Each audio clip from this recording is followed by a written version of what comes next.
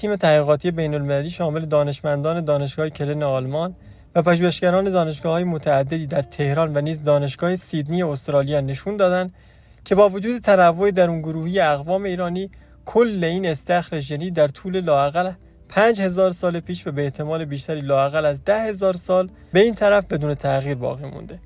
یعنی چنانچه مهاجرتی هم به منطقه فلات ایران بوده باشه، طبق این مطالعه میشه گفت که این مهاجرت به 5000 سال یا 10000 سال قبل برمیگرده، نه 3000 سالی که حالا توسط برخی مورخین اعلام شده.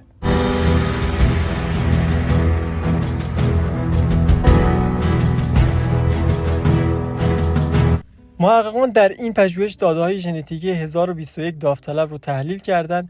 که در اونها والدین و همینطور پدر بزرگ‌ها و مادر بزرگ‌های اونها متعلق به همون قوم منتخب بودند. محققان در این مطالعه داده‌های ژنتیکی 1021 انسان منتخب رو در کنار داده‌های ژنتیکی 800 جسد که از مناطق تمدنی ایران به دست اومدن قرار دادن و اونها رو با همدیگه مقایسه کردن تا نتایجی که در نهایت به دست میاد دارای بیشترین میزان اطمینان باشه و این کار اونها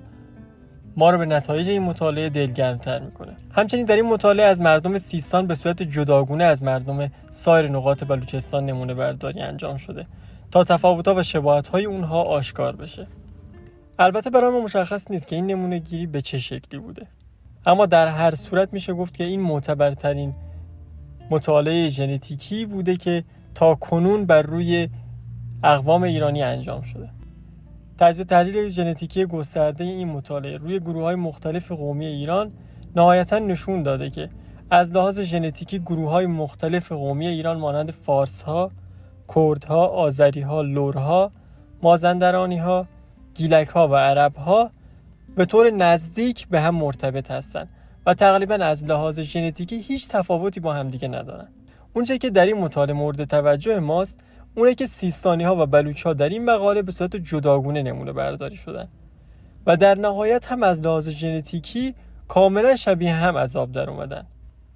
و با اینکه سیستانی‌ها و بلوچ‌ها از سایر اقوام از لحاظ ژنتیکی متفاوت‌تر اعلام شدن، اما با هم دیگه شباهت بسیار زیادی داشتن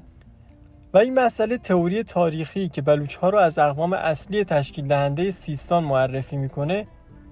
از نظر علمی در واقع میشه گفت تایید میشه و ما میتونیم بگیم که در واقع اجداد بلوچ‌ها همون اجداد اهالی امروزه سیستان هستن و از لحاظ ژنتیکی شاید واقعا حداقل بخش اعظمی از سیستان هیچ فرقی با مردم بلوچ نداشته باشن.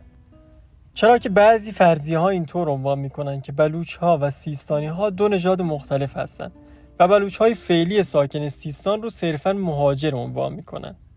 که البته فکر میکنم با استناد به نتایج این تحقیقات ژنتیکی دیگه جای حرفی باقی نمونه و این فرضیات رو هم بشه با حداکثر توان رد کرد. با اینکه بلوچ‌ها، ترکمن‌ها و مردم خلیج فارس از سایر مردم ایران دورتر هستن،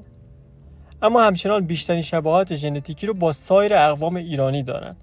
تا مردم سایر کشورها. شاید بسیاری از شما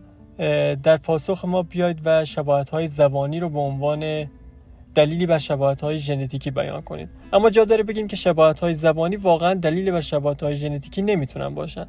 و زبان یک مقوله فرهنگی جغرافیاییه تا یک مقوله ژنتیکی. به عنوان مثال انگلیسی زبان‌های هند هندی هستن از لحاظ ژنتیکی، نه انگلیسی. همچنین ترک زبان‌های ایرانی به ایرانی‌ها از نظر ژنتیکی بسیار نزدیک‌ترن تا ترک‌های آذربایجان و ترکیه و صرفاً زبانشون ترکیه. نهایتاً هم باید گفت که با توجه به مطالعات توضیح داده شده اقوام ایرانی بسیار به هم شبیه و نزدیکن، تا حدی که میتوان گفت یه آذری بیشتر از همشهری خودش میتونه به یه لر شبیه باشه.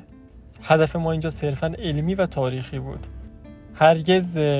دنبال تفرقه افکنی یا چیز دیگه ای نیستیم، اما خب حقایق رو نمیشه پنهان کرد و باید عنوان بشه.